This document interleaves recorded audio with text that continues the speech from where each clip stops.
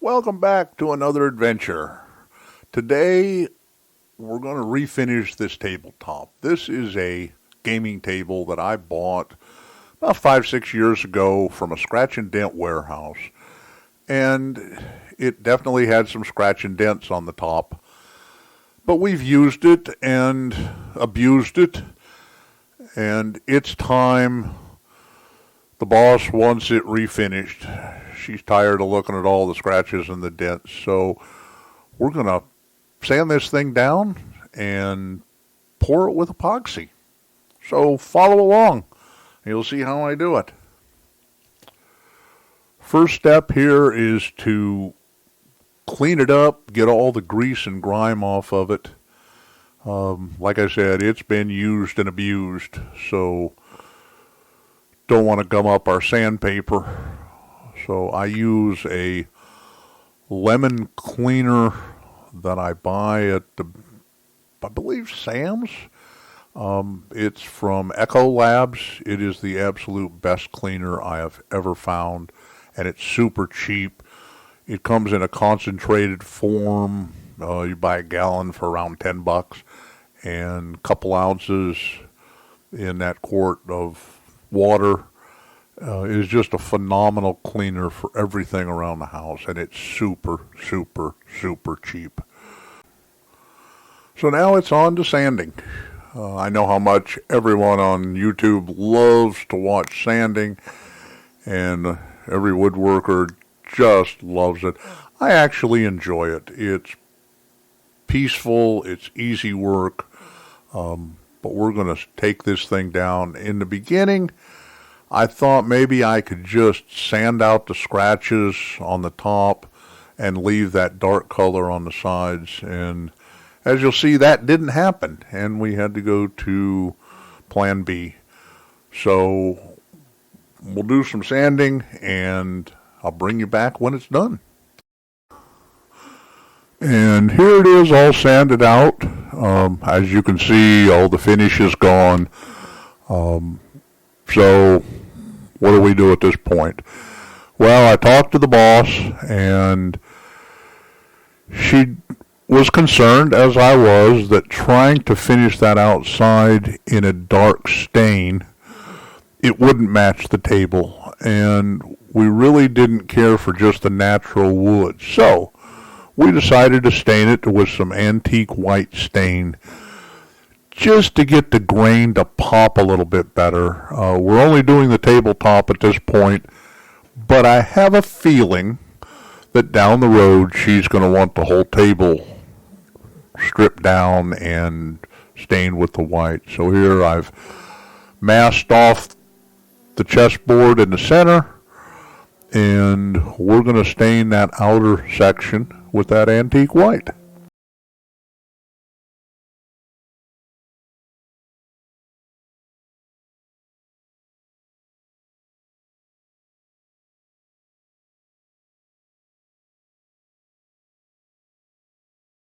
And here it is, finished with the stain on it. We'll let that dry for a little while, and then we'll come back, get our first coat of epoxy on it.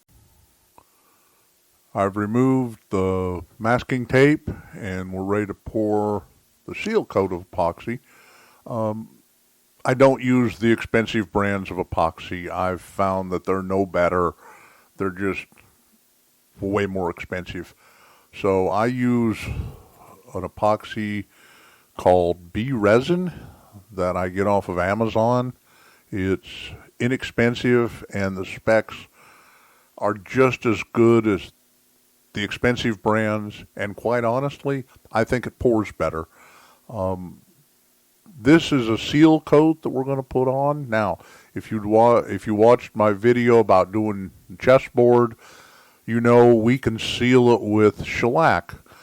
But for this one, I just decided to use epoxy as a seal coat, show you guys how I do it. It's a very, very thin coat. That's why I'm using the plastic spreader. We're just trying to seal the wood with this one. We're going to work around the whole table with a very, very thin coat, and then we'll put some on the edge to make sure it's sealed. We'll let that set up for 24 hours, and then we'll come back and do the flood coat. So hang on.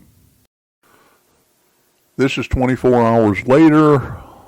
The seal coat has set up. It's very, very rough, which is normal. The epoxy soaks into the wood really well in certain places, and in other places it just sits on the top. I don't understand why it does that, but that's just the way it works. So we're going to grab a sander and some 220 sandpaper, and we're going to do a light sand over this thing. Not to knock down the high spots as much as just rough it up so the top layer of epoxy will stick. Okay, so I've got two containers of epoxy mixed up. They're 24 ounces apiece. This is 1-to-1 tabletop epoxy. I get a couple questions. How do you know how much to mix? I don't. I guess. And I waste a lot of epoxy because of it. What I end up doing sometimes is I'll pour it into molds of different things that I have just to use it up, or let it sit in these containers. You've seen some of the stuff that I've turned with scrap epoxy. The other thing that I get questioned is, how do you know when you've mixed it enough? The epoxy, when you first start mixing it, it turns cloudy. And once it's mixed all the way, it turns clear again. Easy way to tell. I'm going to pull the stick out of this one.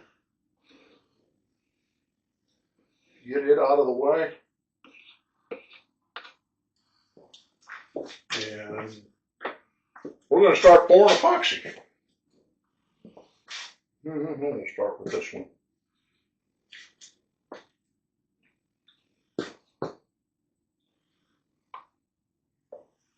Temperature is much warmer today, so it should spread out much nicer than it has. I've been fighting cold weather, unfortunately.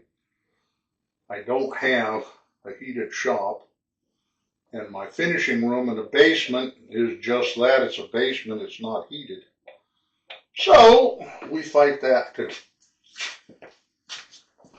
The other thing to make sure of is make sure that your table is level. I tend to not do that as well as I probably should, and I have paid the price. I don't know if we're even going to have enough epoxy with this.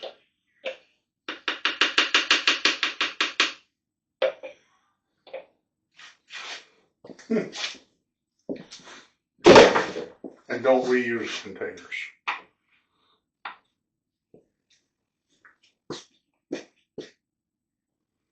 I could probably use another container of epoxy.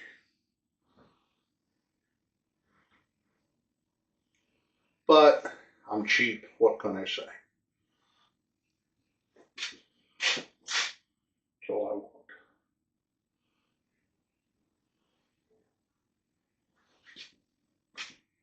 If I was doing this for a customer, I would more than likely mix up more epoxy. But this is for me.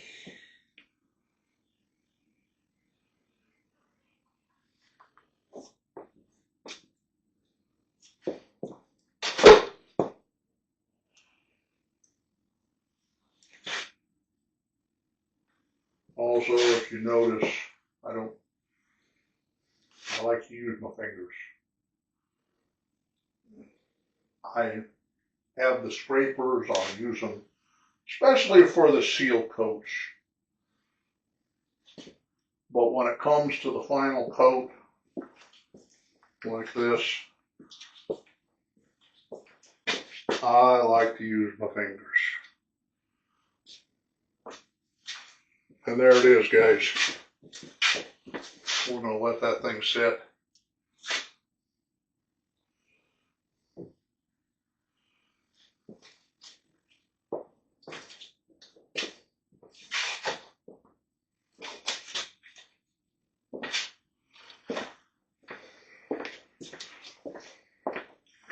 And I'll bring you back tomorrow, and we'll take a look at what it looks like. Let's see if I can zoom in on it.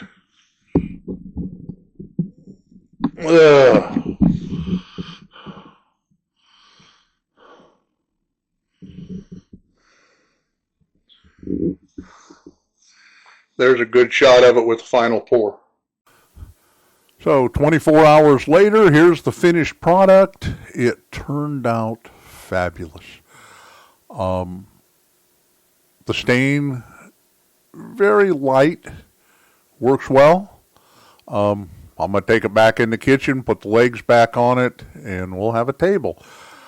I hope you enjoyed this video. I hope you'll considering subscribing. You know, it's free. Just hit that subscribe button. Hit the bell for the notifications when I come out with a new video.